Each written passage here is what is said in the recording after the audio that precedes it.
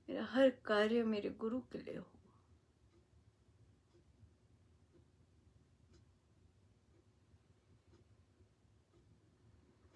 मेरा हर कार्य मेरे गुरु की प्रसन्नता के लिए हो, उन्हें वो प्रसन्न करे।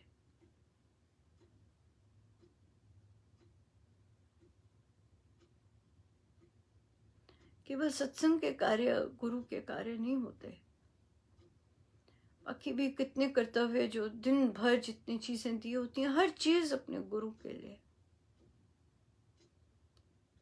हर चीज।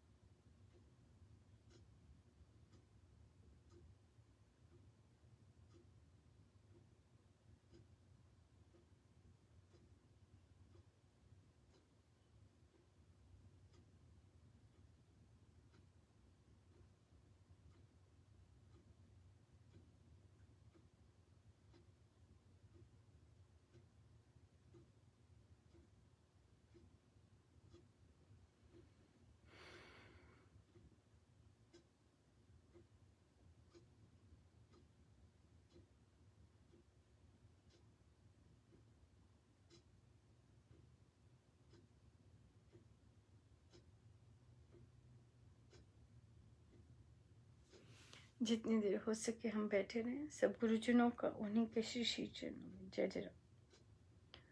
जय जय।